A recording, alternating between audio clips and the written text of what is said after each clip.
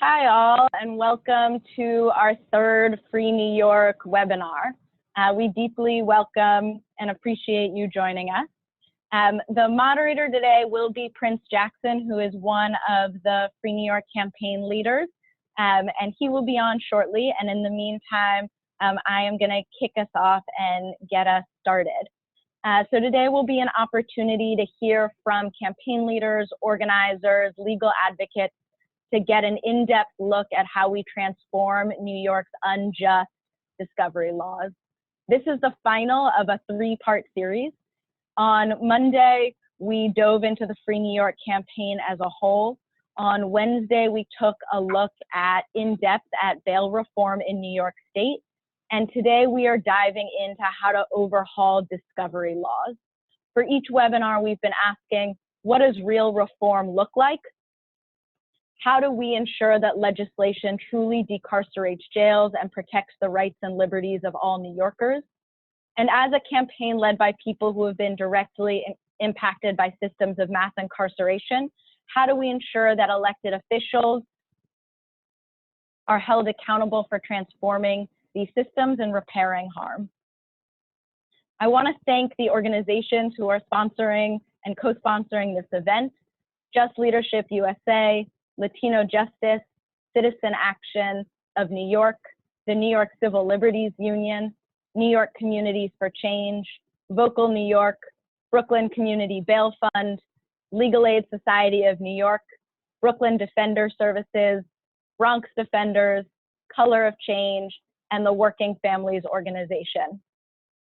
This is a powerful group of organizations who have all participated in the launch of the Free New York campaign. I am not Prince Jackson, but I will introduce him as he will hopefully be on soon. Prince Jackson is a leader of the Free New York campaign in Nassau County and a member of Just Leadership USA. He's also the program coordinator for Network Support Services Incorporated. And you can see Prince leading actions in pictures here. And a gorgeous poster that he and some of our other campaign leaders designed to capture the experiences of people who have been impacted by our unjust bail, speedy trial, and discovery laws. Before we get into our panel, I just want to quickly review the agenda. We'll have a moderated panel discussion with the folks you can see in the bottom of your screen. We will do a Q&A. There'll be a brief campaign presentation and summary of what the status of discovery legislation looks like in New York State, and then some ways for everybody to step into action.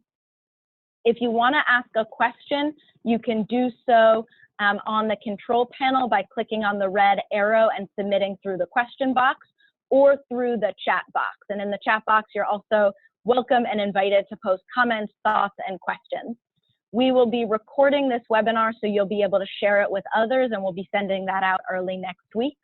If you want to be engaging on Twitter, you can reach Just Leadership at Just Leadership USA and hashtag Free New York.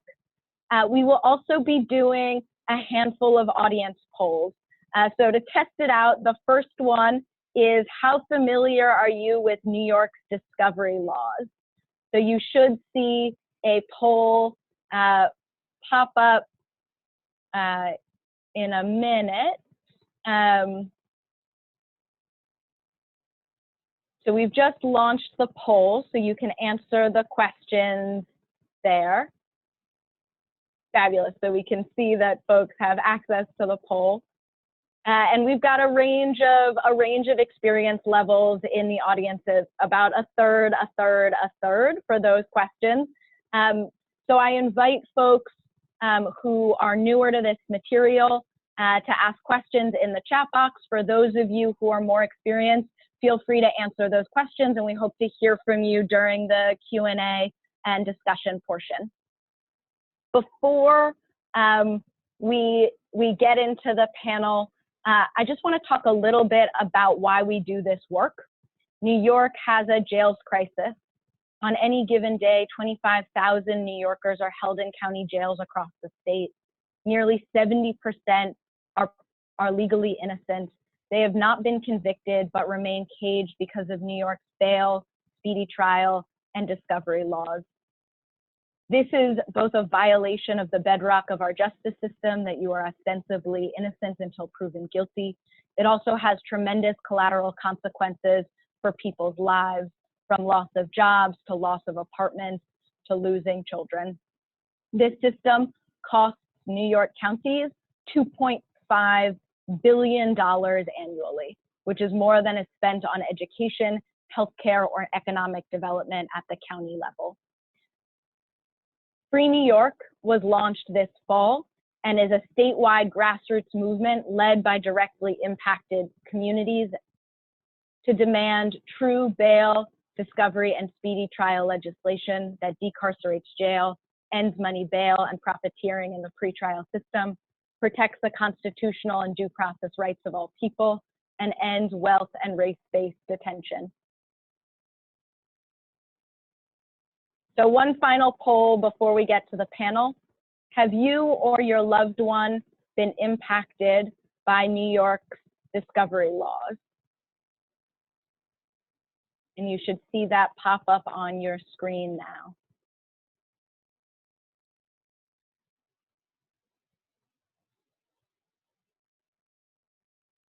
So most of our audience has not been impacted by New York's discovery laws. Although once we talk about it a little more, this is one of those really obfuscated issues that once it's clarified, sometimes folks realize that they or their loved ones have been impacted. So thank you all for sharing. So let's get into the panel. So I will quickly introduce our panelists. Our first panelist has not joined us yet, but we hope he will. He is a community leader with Vocal New York who has been deeply involved in the fight for discovery law overhaul. Our next panelist is Senator Benjamin, who is a New York State Senator representing District 30. He has been a leader in the criminal justice reform and affordable housing movement. Our next panelist is Saeed Ahmed, who is a practicing attorney and a board member of the grassroots organization Discovery for Justice. He is a strong advocate of open, early, and automatic discovery. And our final panelist is Debbie Silberman, who is a senior trial attorney with Brooklyn Defender Services and a legal expert on discovery law. So let's get into, and I will expand out our panelist view so that you can see everybody. So let's get into questions. So our first question is for Deborah, or Debbie. As a senior trial attorney at Brooklyn Defender Services, you've seen the impact on your clients' lives of New York's discovery laws. Can you talk about what impacts you've seen and how they've, and give any examples that you have? Sure, I can even begin from today. I had 4 clients in court this morning. 2 of the 4 clients had cases whose we are choosing dates for trial. At this point, even though we're about to start and choose a trial date, I have no idea in either one of those cases what a single witness has to say about what happened in either one of those cases. Unfortunately, New York State, with some of the worst discovery laws in this entire country, does not require prosecutors to provide witness statements by police officers to the defense attorney. So on the eve of trial, as I'm picking a trial date, each one of these clients this morning turns to me and says to their lawyer, well, what witnesses do they have? What are the witnesses saying? What are the police saying about my case? And all I can turn to the clients and say, I don't have an answer to that question. I can't tell you what witnesses they have. I can't tell you how many they have. I can't tell you what the police are saying. And when these clients turn to us and say, well, how is that possible? How can they take me to trial without even knowing what evidence they have against me? The only thing we can turn to our clients and say, well, the law allows prosecutors, the law allows the government to withhold all this critical information from you. And if the prosecutor turns to us and says, well, is your client interested in resolving this case with a potential plea offer, or are you looking at trial? It puts us as a defense attorney in a position to turn to our client and make one of the most uninformed decisions about something that will affect the rest of their entire lives. And this is something that affects every single individual who comes through the system who doesn't have access to discovery in their cases. Thank you, Debbie. And just to make sure that everybody listening understands, will you just say really specifically, what do we mean when we talk about discovery? So discovery encompasses a very broad range of items. Discovery really relates to anything that the government has in its possession that can be used against you. So that could span from a police report, a video recording of an incident, it could be a witness statement, it could be scientific evidence, be that DNA evidence, it could be medical records, and really anything that the government has or collects to be used against you in your case. Thanks, Debbie. And I see that I believe Daryl has joined us by phone. I'm going to see if we can hear him. Hi, Daryl, are you there?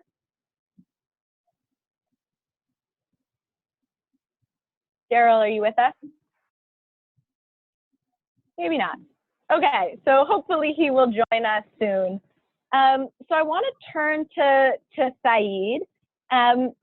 Saeed, as an attorney and a board member of Discovery for Justice, can you talk about what the key problems with New York's discovery law are?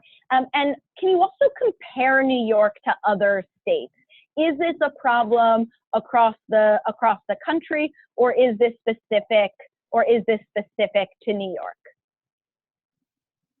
So yeah, here's the thing. New York really doesn't have a discovery. We tend to assume, I think, and everyone that we speak to and tell them what the rule is, which is CPL 240, is, prosecutors are not required to turn over evidence until trial starts, which, as you can imagine, causes huge issues.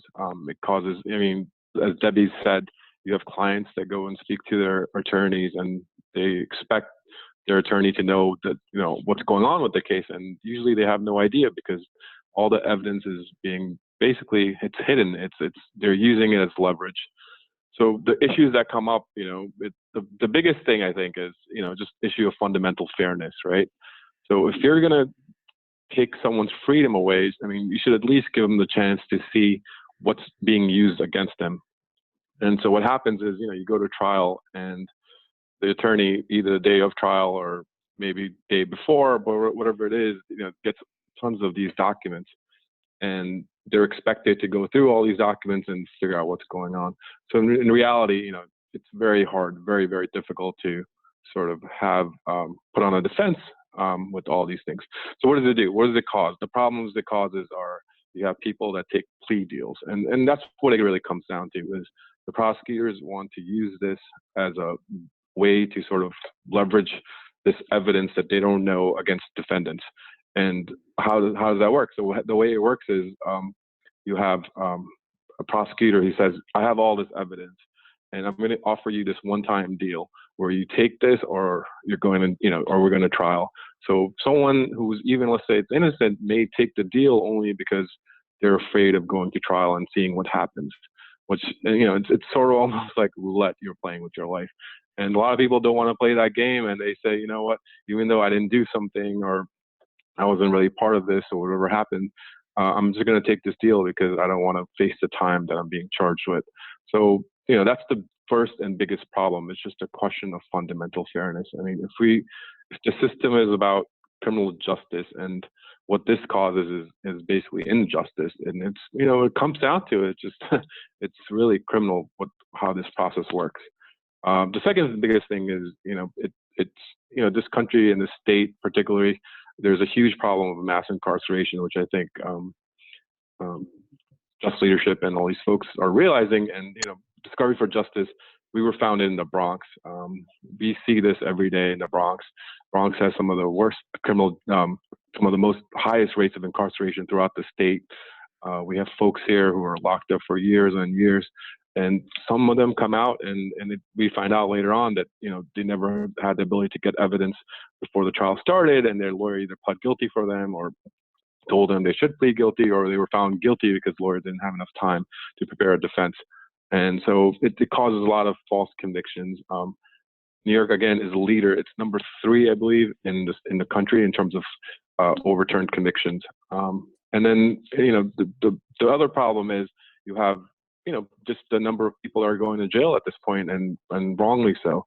So, you know, these are some of the issues that we see constantly. Thank you, Saeed. So I have a sort of follow-up question for you, which is, what should be the principles that drive discovery overhaul? Sort of, we've been articulating what is the we've been articulating what the problem with New York's discovery law system is. What should be the principles that underlie our efforts at reform? So again, Discovery for Justice was founded about 5 years ago, and we saw that this issue kept playing over and over again, especially in false convictions. We meet people who were in jail and did time for crimes they haven't committed. And so our logo, if you ever go on our website, discoveryforjustice.org, our logo and our sort of mantra is very simple, which is, what we're asking for is open, early, and automatic discovery, right? And so what does that mean with open, early, and automatic? It's very simple. It comes down to is this: any evidence that you have to turn over at trial, you should do so as soon as possible, okay? That's open. So both sides should exchange the evidence, all the evidence that are going to be turned over at trial. They should do it. Early means it should be done as early as possible, because you have folks sitting in jail who have been charged with a crime but haven't been found guilty, and so there shouldn't have to be a wait. There shouldn't have to be, you know, the prosecutor shouldn't get the ability to say, you know what, we'll give you 6 months or 8 months later or a week before a trial and so forth. It should be done as early as possible, ideally right after you get arraigned. And then finally, we say is it should be automatic, okay? There shouldn't be any sort of prosecutorial discretion as to what to turn over, when to turn over, how to turn it over. It should be done automatically. It should be anything that's, again, required to be turned over at trial should be turned over automatically by the prosecutor. So those are the very simple fundamentals. These are the fundamentals that work throughout the country. New York State, you know, is 46th in our discovery practices. We are lagging behind in many different issues in terms of criminal justice, and this is one of the bedrock ones. I mean, without discovery and criminal discovery, it's you know, any attorney will tell you evidence is the sort of the biggest thing, and this is how people get put in jail, is because of evidence. And when you don't have a system of turning over evidence in a fundamentally fair and honest way, you're going to see huge problems. And the problems you see are people being convicted of crimes they haven't committed.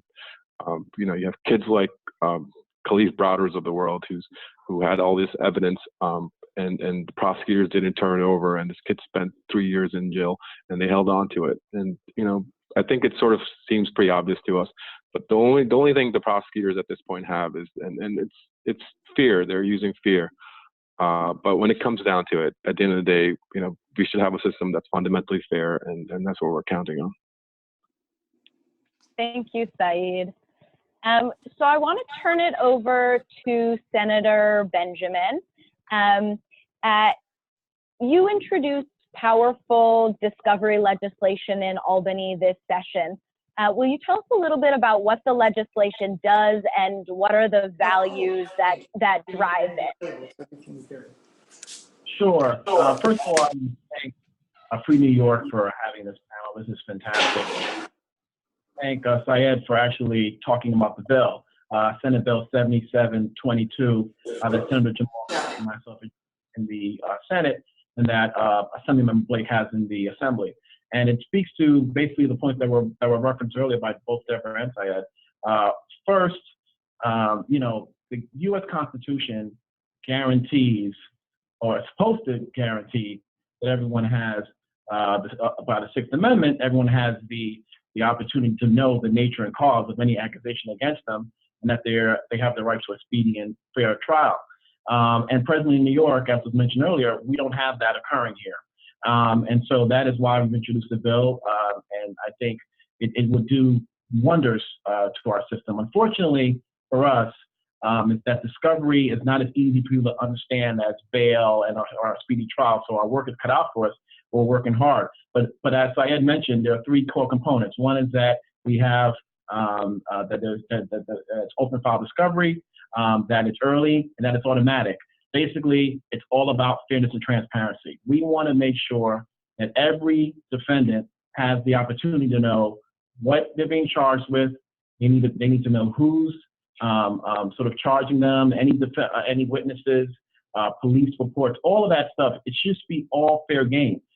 If you have a case in the prosecution, you should be able to win your case regardless of whether or not the information is shared equally and evidence is shared equally. And that needs to happen, and it presently doesn't. So this bill would basically create a level playing field so that, if I'm accused, any one of us could be accused of something. We all deserve the right to fairness and transparency, and everyone needs to be held accountable. And so that's what this bill would do. We're very excited about it, and we're going to keep pushing until we get it passed into law. Thank you, Senator. So my next question is for Debbie. Although discovery law is unfamiliar to a lot of people, once you explain it as you have, as Saeed has, as Senator Benjamin has, overhauling the system strikes many people as a basic question of fairness, as Saeed said. Overwhelmingly, the only objections we hear to overhauling discovery law come from a handful of DAs.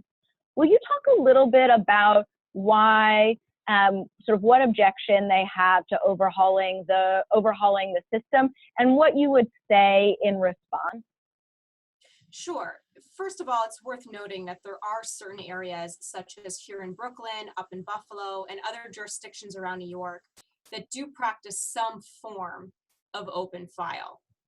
For those that don't, and there are certainly some cases in Brooklyn and in other jurisdictions that don't have some form of open file discovery, the main claim, notably by the District Attorneys Association of New York, who opposes discovery reform, is an allegation and an assertion that witness safety suddenly becomes an issue.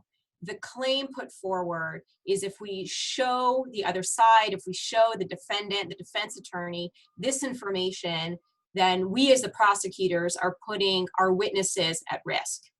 So first of all, that doesn't address all the discovery that's being hidden. I think it's a useful tactic to use a fear factor, such as we have to, be concerned for witness safety. It doesn't address why they're still hiding all the police reports, why we're still hiding the statements of witnesses who are not the alleged complainants in the case. But by using this umbrella fear factor, it kind of even gets you to ignore all the other discovery that's being hidden from the defense attorney to become an effective advocate for the client.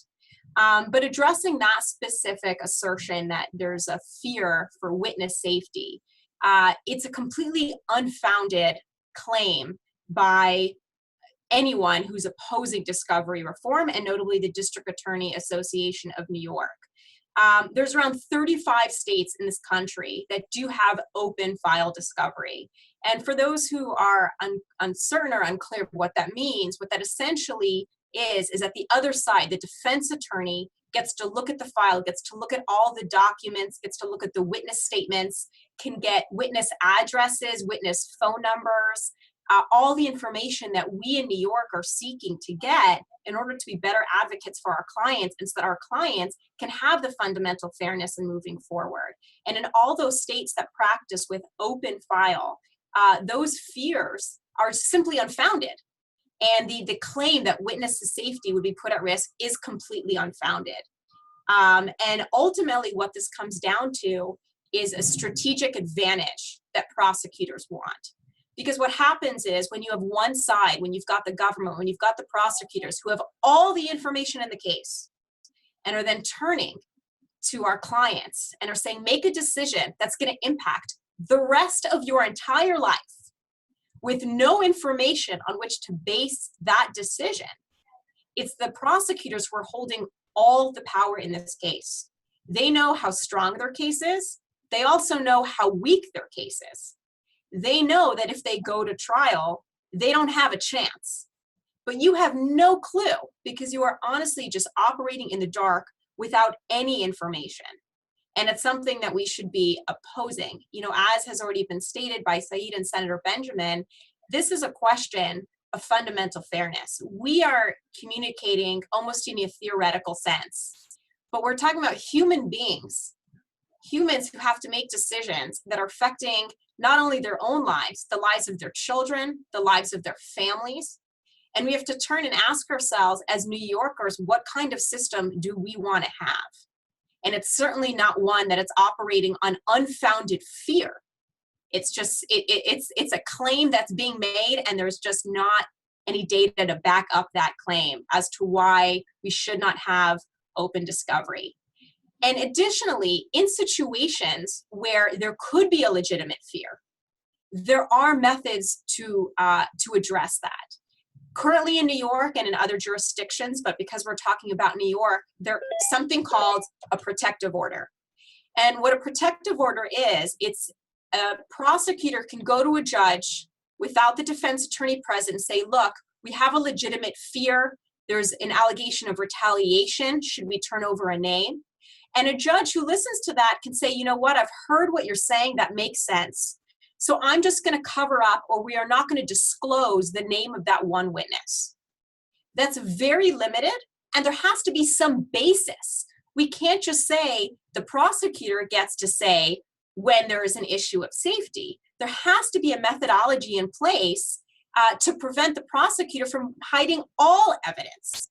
But, you know, even if we want to legitimize some situations where fear or witness intimidation could be a factor, then there are already strategies in place to address and allay all those fears. Thank you, Debbie. I really appreciate that. I am going to keep you on the spot for one more minute to explain something that I think is really critical for people to understand, which is the Free New York campaign and defenders around the state and others who are fighting for pretrial justice are often fighting for a couple of different issues at the same time, talking about bail, speedy trial, and discovery. And this webinar today is focused on discovery, but do you mind talking a little bit about how all three of those issues are connected and how they, in concert, impact people's lives? Absolutely. So when it comes to bail, more often than not, our clients who are arrested simply cannot make bail. And the minute that a client is incarcerated, the rest of his case is impacted. A plea bargain or an offer made by the prosecutor will notoriously be higher if that client is incarcerated. Our ability as defense attorneys to get alternative results for the clients that do not include jail will automatically be higher and more likely if that client is free and not in on bail. Speedy trial is addressing the question of whether or not our clients are being held in on bail beyond what the law allows. And so those are two factors that affect every single client who comes through the system. And then discovery plays a role, and an interplay between those two issues is when a client is sitting in on a bail they can't afford, which most of our clients cannot afford to pay bail, or if they can afford to pay, we are talking about individuals. I have a client right now whose mother has turned off the electricity in her house so that she can put money towards bail. Think about that. She goes home every day and cannot turn the lights on just so she can ensure that her son can be free while we fight the charges. And when we look at all those issues together, why discovery is so important is because it's the only way that a client can be informed as to why he's sitting in on a case he can't afford to pay bail for. And when it comes to the speedy trial factor, there is a concern about increasing the speed at which our cases are moving forward when we don't have any information about the case at all. And that's something that we really need to consider in terms of speedy trial and discovery, is we can move those cases quicker along, assuming that we address speedy trial legal issues. But we are still in a horrible place when that case is moving quicker, but we still have no information about the case at all. We're in a way almost putting the client in a worse position if we don't have that information, but we're getting faster to a trial date without that information, because it actually limits our ability to investigate the case and get information for the client. Thank you, Debbie. I really appreciate that. I want to turn to Senator Benjamin now to talk a little bit about how our collective organizing efforts relate to pursuing this legislation and to the legislative advocacy. As a senator, how have you seen the Free New York campaign and the work of Discovery for Justice and other grassroots organizations impact the landscape in Albany? And how has that impacted the possibility of passing really transformative discovery overhaul? Well, Debbie actually made me think of something that I think is correlated, so I'll just bring it up all at the same time. The number one issue that I've heard, and that a lot of us have heard as it relates to concerns on our bill, comes right down to this whole conversation around witness safety. You're going to make the New York State less safe. It's going to be not safe for witnesses. They're going to get bullied, et cetera, et cetera, et cetera. And to her point about protective orders, in this bill, we actually have a provision that basically allows for a prosecutor to, if they can provide clear and convincing evidence to a judge within 3 days, then that can be considered privileged information. So we do have that covered in this bill, and you know, one of the things that people don't want a bill to pass, they start going at different fear factors and pulling up things out of nowhere, but we actually have that covered, and I'm glad that Debbie mentioned that. As it relates to the issue of the Free New York campaign, I mean, there is no doubt, as you know, that the activism that has been occurring right before I got elected, since I've walked into this activism, that has really changed the landscape. I was completely shocked, to be completely frank with you, to see the governor spend so much time in his executive budget presentation on these issues. I thought this was something we'd have to fight tooth and nail for. Now, obviously, we have some, you know, the state Senate, we have some issues here in terms of who's in charge. And once hopefully that gets rectified, we can get this done. But there's no doubt that the activism has really changed the landscape. And by the way, the activism that is collective, right? I mean, you know, I'd go to, you know, events and rallies and things where you see everybody there. And that just really changes the game because, you know, everyone in their own silo fighting for this or fighting for that. That's nice, but when everyone comes together and then legislators can come together, it just changes dynamics. And, you know, most legislators, we're not profiles in courage, right? So when we see, you know, a number of people organized and legislators are signing on, like right now, I think we have about 11 or 12 senators on this bill, which, by the way, this is really a gold standard bill. So, and then we have some assembly members, about 11 or 12 on that. I mean, I just think it makes it easier to get the next one and the next one and the next one. And as you know, we're in an election season. And so, you know, really there's the conversation about how to use that to help propel this even faster and further. But truly, this comes back down to a point we've been raising, which is about transparency and fairness. I mean, we want a fair system for everyone. And the more we can link discovery to fairness and transparency. And, you know, quite frankly, the criminalization of poverty, which is a big issue, which is tied into all this. I know we're talking about bail and speedy trial as well, so how this all comes together. I think we're going to get there, but we wouldn't be here without your activism. It just would be so hard to get the attention from some of my colleagues.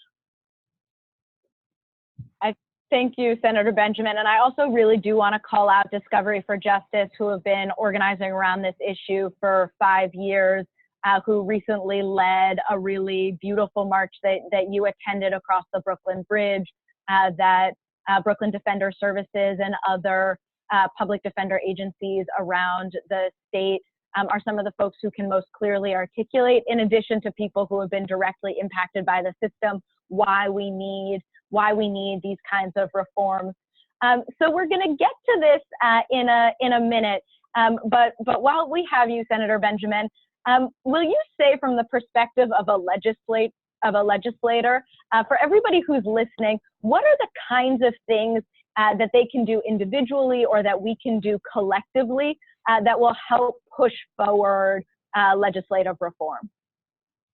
The more that the general population, particularly upstate, we have a lot of downstate activity, New York City, Bronx, Brooklyn, Manhattan, Queens. But more we can get Staten Island, I'll have to add on to that, and upstate, more we can get some interest and activism and concern about this there, I think that would make a huge difference. Because, this gets thrown in to like, those downstate legislators, that this is the stuff they care about, when it's really a statewide issue. It's a fairness issue. It's a transparency issue for everyone. And so, efforts that can create really statewide and deep impact. And some of them might be, sort of collaborations with groups that might not be obvious at this moment, or sort of, creating new efforts where we can have in some key districts, particularly in Long Island, where we can have people saying, you know what, I care about this because my constituents care about it too. I mean, it's easy for me to care about because my constituents are deeply impacted by this issue. I've been impacted by this issue my whole life. I care about the criminal justice system. That's just where I come from. But some of our districts of state don't have the same energy and the same interest, and trying to create a plan around stimulating some of that interest and energy, I think can really take us to the next level. Thanks, Senator Benjamin. And I think that those are efforts that all of us who are building statewide movements are deeply invested in, particularly because there are an unbelievable number of people in jails upstate. 3 out of 5 people who are incarcerated in jail in New York State are incarcerated outside of the 5 boroughs. So that means the majority of people who are in jail not in New York City. And I think that often surprises people. But as you were saying, that this really is an issue with statewide impact and therefore needs sort of clear investment across the state. I'll make one extra point. To that point, there are a number of towns and communities upstate that their economies are based on the prisons and jails. And so that's a hard conversation to have with some legislators who will tell you, quite frankly, this is something they can't touch because their constituents aren't on the other side of this. They're the ones who are working at the jails. They're the ones who are benefiting economically from the system. And so this is a real deep issue. And when we're dealing with some of my colleagues upstate, it's more than just more morality, right? For some of them, they will get run out of office if they move in the right direction. And I know that might sound weird to some people, but it's a real complicated situation that we really got to figure out. I mean, some of our economies upstate, there's nothing going on. I mean, actually, prisons and jails is all they have. So it's a tough thing. And obviously, for me, morally, I think this is a big issue. But some folks will tell you they'll get run out of office if they move in the right direction from a human standpoint, and that's something that is just a real issue that has to be dealt with. Thank you, Senator Benjamin. So I want to open us up now to questions, and so I'm looking at the questions people have asked already. So the first one we have is there a state that is a model for discovery reform? And I think Debbie or Saeed, this may be a question for you. So I'm going to start with Saeed and Debbie, then I'll come to you to see if you have anything additional for us. Yeah, in North Carolina, the liberal progressive bastion of North Carolina. You have liberal bastion, progressive bastions in Texas. You have a lot of conservative states who have said, and Governor Perry, or actually former Governor Perry, and who's, I believe, I'm forgetting what department he's with now, but when he signed the bill, he said, this is about fundamental fairness. And Texas' motto is trium and frium. And at the least, they said, you know what, if we're going to do that, we better make sure we get it right. and discovery plays a huge part in that. New York State, if anyone's under the sort of conception that New York State is progressive when it comes to criminal rules, you're wrong. And New York State is way behind in, starting with the Rockefeller laws, starting with pretrial discovery.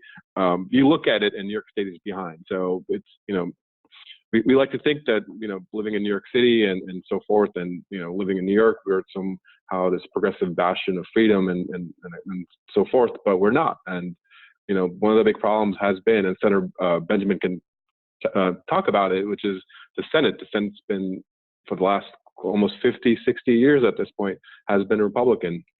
And Senator Benjamin, we're going to count on you and the Democrats to hopefully take this back and bring New York more in line with what the other states are doing throughout the country. Thank you, Saeed. And I'll just emphasize something that you said earlier, which is that New York is in the top 3 of states in overturned convictions.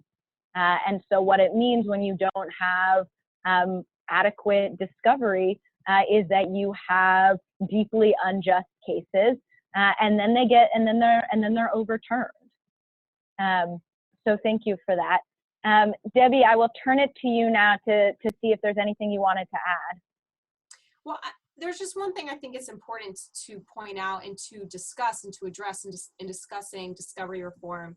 I think throughout the past almost 40 minutes, I think we've all brought up cases where, there are wrongful convictions, but discovery reform is not just about the innocent. Discovery reform is about treating everyone, whether innocent or not, treating them fairly and making sure that everyone, no matter if you were involved, no matter if you are guilty of the crime for which you are charging, get treated in just a human way, where we don't operate in a system where the government plucks you out of your home, takes away your freedom, keeps you incarcerated for 1+, 2+ years without informing you why you are being incarcerated.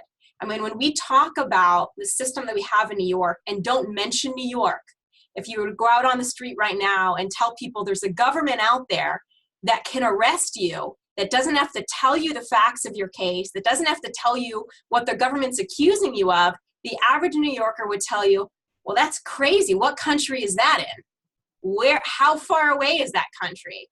And you would have to say, oh no, that's the law here. That's the law right here in New York.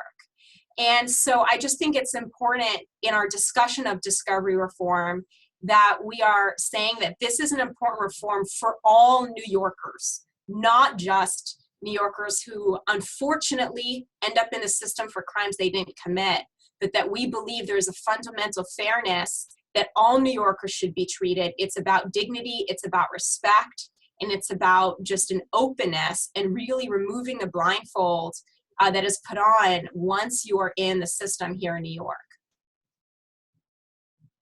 Thanks, Debbie. I think you make a really important point, both that this is for all people, and also that we don't know, we have no idea until there is discovery turnover what has happened, that we have no way of differentiating between people who have been involved or not involved until we have some sense of what the evidence is. And so even just our ability to differentiate between people who have not been involved and are innocent and people who had an involvement of the crime in which they were accused, we have no idea until there is adequate discovery turnover. And if could I? Let's let Debbie finish and then. Oh, go ahead. Sorry. I was just going to add that this, a lot of the questions that I've addressed is, well, how does it affect defense attorneys? This is an issue that benefits both sides. This is not a defense attorney issue. This is a prosecutor issue. This is an issue that would affect the entire system. It would force prosecutors to actually look at their own cases. I can't tell you the number of cases I have where a year into this case, I've turned to the prosecutor and said, well, what did you think about the statement my client made to the officers? And prosecutors a year in, picking trial dates, have said, yeah, I still got to review that statement. I haven't had a chance to look at it yet. And this happens all across the state when there isn't open file discovery, where You know, prosecutors don't have to look at the files because the defense attorneys haven't looked at the files and pointed out problems in the case yet to the prosecutors. And if, you know, both sides can benefit, we would reduce the amount of time that we have people incarcerated before something happens on this case. So it would really benefit everybody because everyone is going to be forced to look at these cases a lot closer and a lot faster. So really both sides would benefit from changing the law on this. Right, Great, and just I'm to passing it to you now. and just to sort of piggyback on what Debbie was saying is, and I've spoken with DAs, and DAs themselves have said this makes sense. You know, they have said to me that, you know, sometimes they go to bed having to worry about whether they've turned over evidence or not. And when you're required to automatically turn over evidence, it takes that calculation out of for them. So, you know, it makes it easier for them. You know, you've had DAs in North Carolina and Texas, and they've said, wait, why do you do it this way? We've spoken to lawyers in New Jersey, DAs in Jersey, who said it doesn't make sense why New York is doing this way. So at this point, you know, there's some level of path dependency, and I think DAs sort of are used to doing it this way, and it's just a matter of sort of changing their mind. And I kind of want to just add earlier, this isn't a Republican and Democratic issue, and I think what I said, I just want to take back a little bit and just say that, you know, this is about fundamental fairness, and these other states that have been doing it, it's a lot of Republicans have been leading the way on this issue, and so, you know, just the earlier comments that, you know, Republicans in New York haven't done it, which they haven't, but it's not a political issue. It's a fundamental fairness issue, and it shouldn't be taken as a political left or right wing thing. It's just a matter of what's fundamentally fair, and I don't care what side of the aisle you're on, you should be going along with this rule because it makes sense. Thanks, Saeed. I appreciate that.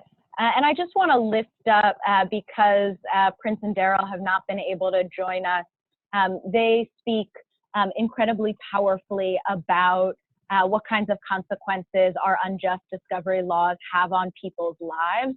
That if you have a system where you don't require people to turn over evidence, somebody can sit in jail for months or years awaiting trial on bail they cannot afford when there is not evidence, right? That if you don't have to turn it over, then there's never, exactly as Debbie was saying, a point where you have to evaluate the charge.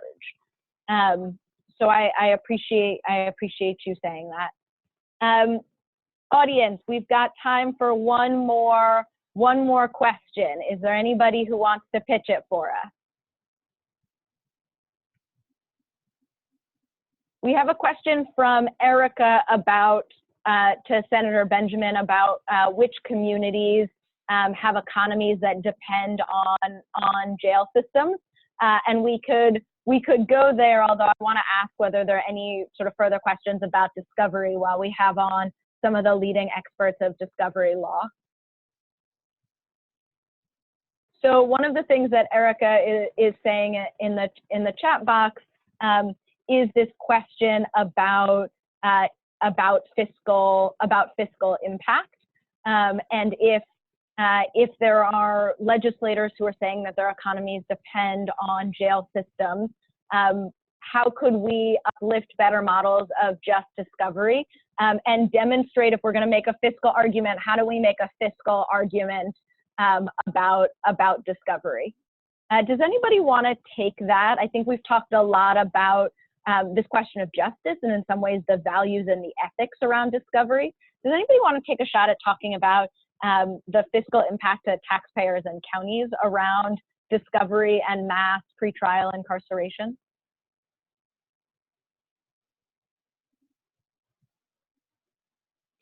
I mean, I'll jump in, you know, and we've been working with Akeem Browder, and for those who haven't heard his story, Khalif Browder's story, I'd strongly urge that you take the time and listen to it and find out what happened with this kid. But this is basically a 16-year-old kid who was arrested.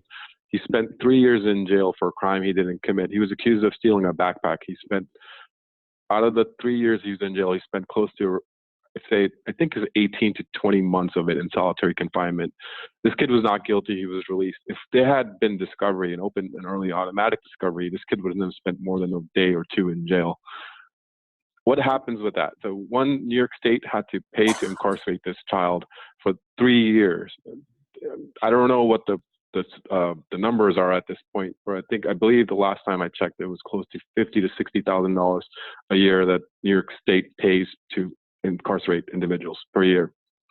On top of that, you also had to pay his family now, who's going to get a multi-million-dollar settlement offer, and so New York State's going to pay again to make somehow justice out of this, give them some type of monetary relief. So New York State, by allowing this, causes a lot of false incarceration, and it causes people who've been falsely incarcerated to come out of jail and sue the state. So it's a huge burden on us. And this is, Senator Benjamin probably gets a lot of bills that come through his desk, but there are very few that save the state money. This one will save the state money. You'll have lawyers wasting a lot less time making motions and trying to get evidence, because if evidence is turned over right away, you will have faster trials, you'll have less court delay. So these are one of the few bills that just sort of make sense, and at this point, we're stuck, but we're going to keep fighting for it.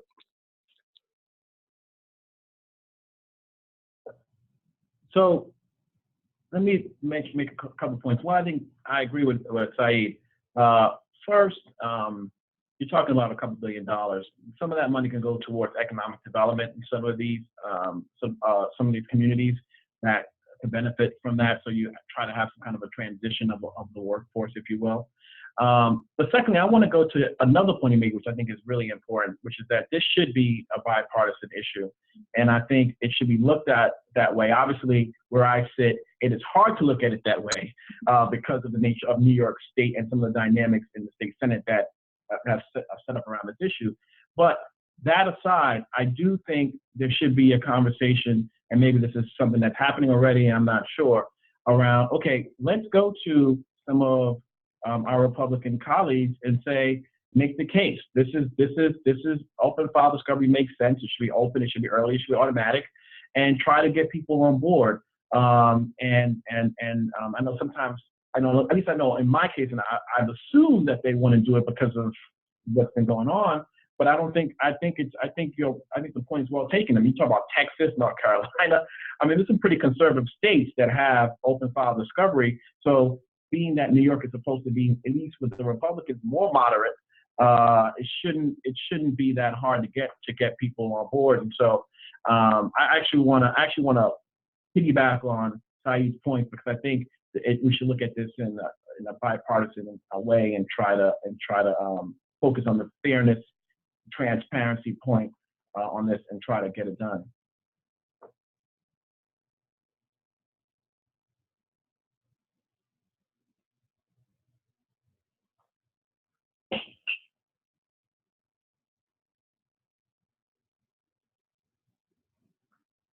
Yeah.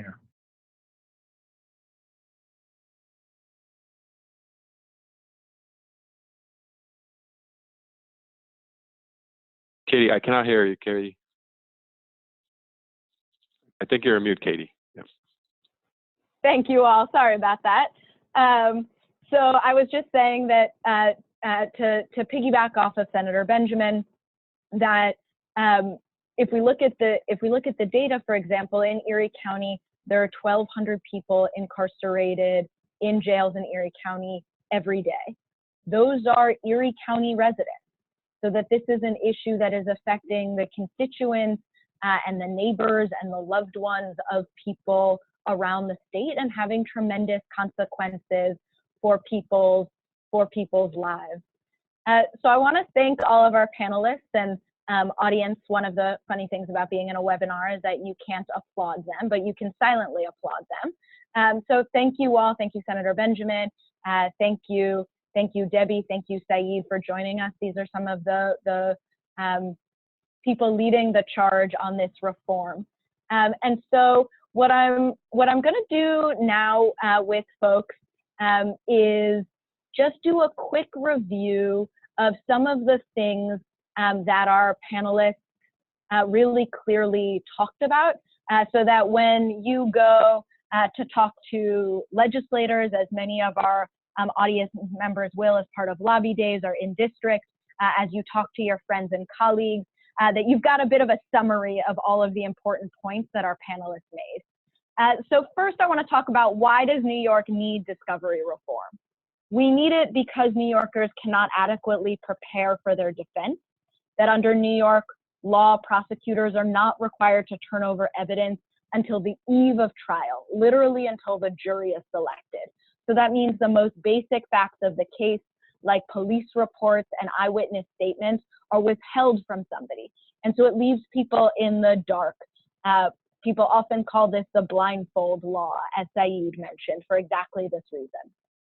Second, prosecutors can withhold evidence for months or years.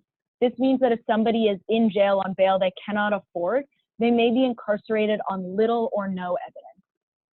Third, current discovery laws coerce plea deals, and this was a point that Saeed made, that the vast majority of cases, 97% of cases in New York, end in plea deals.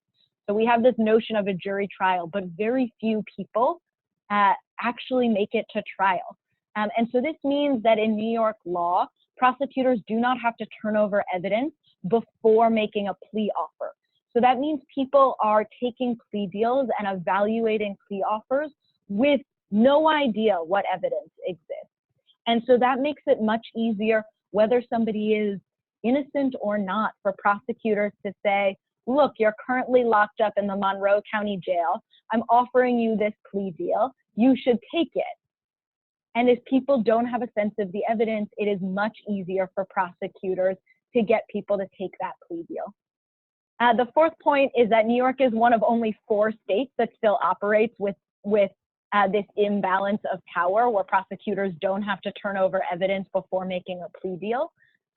That's remarkable that New York is in the bottom 46 of states. The final point that I wanted to lead with is that New York's discovery system is unjust, it's unfair, and it's unaccountable, and it results in wrongful convictions, coerced plea deals, and extended incarceration. So that's why we need discovery reform. So the next question is, what is any true discovery reform? What does it need to do?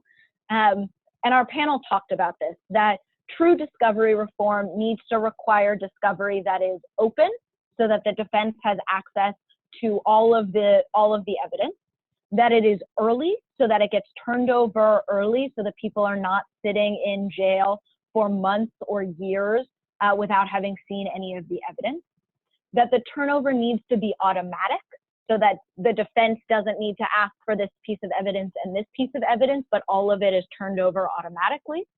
And finally, I'll add one final thing, which is that it needs to be mandatory, that there need to be enforceable sanctions for non-compliance, so that we ensure that that turnover is actually happening.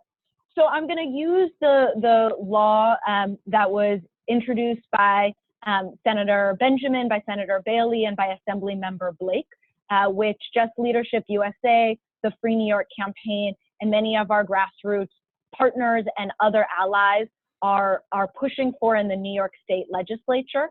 That legislation, it would create open, early, automatic, and mandatory discovery. You've got the bill numbers on the screen in front of you if you're somebody who likes to look those up. And it would have tremendous impact in eliminating uninformed guilty pleas, reducing wrongful convictions, reducing racial and socioeconomic disparities in the criminal justice system. So the final thing, and this is always how we like to end, is, okay, so now we know what the problem is. We have a sense of the values that should drive a solution. There is powerful legislation already introduced in Albany. So what do we do? So there are many ways for folks to get involved. We will be in touch so that people are kept up to date about how we move this forward. But I want to give an immediate way for people to step into action, which is that Just Leadership USA and a number of our partners are going to Albany this Tuesday, May 22nd, in order to demand bail, discovery, and speedy trial legislation. We would love you to join us. There are free buses leaving from New York City If you're coming from someplace else, you can meet us there. The RSVP link is on your screen, bit.ly/jailcrisis. Please RSVP and join us. We hope to see you in Albany and to see you around the state pushing in conversation, pushing your legislators, and being part of a larger movement for decarceration that opposes this deeply unjust system that exists in New York State. So thank you all for joining us. Thank you to our panelists, and we will see you soon across the state and in Albany. Thank you, everybody.